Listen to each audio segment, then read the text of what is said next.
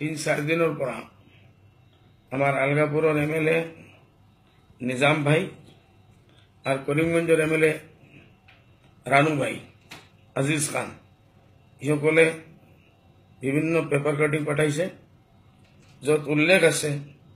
যে কিছুদিনের পৰা মিজোরামত members of Young Mizo Association YMA ইসকলে নন মিজো বেঙ্গলী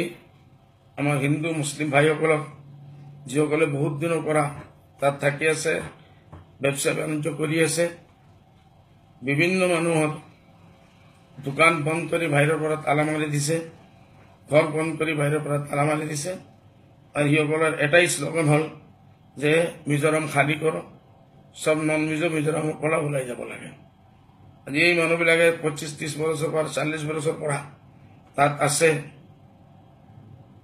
যে হিচাপেই হোক বিজনেছ কৰি আছে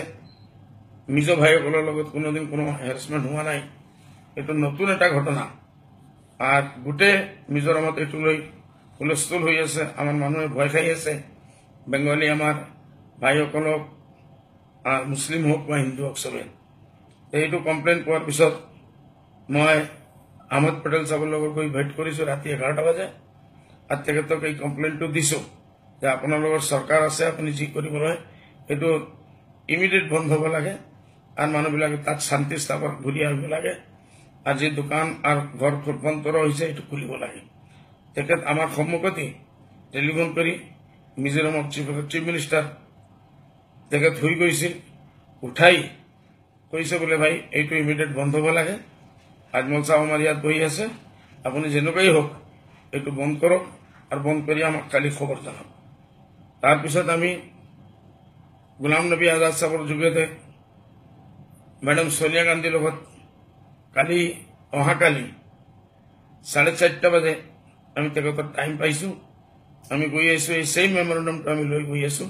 আমি তাতেই দাবী দিম যে মিজোৰামত শান্তি আহিব লাগে আৰ নন মিজো ভাইসকলে শান্তিৰ সাথে নিজেৰ কাৰোবাৰ ল'ৰা ছোৱালীৰ স্কুল পঢ়াপঢ়ি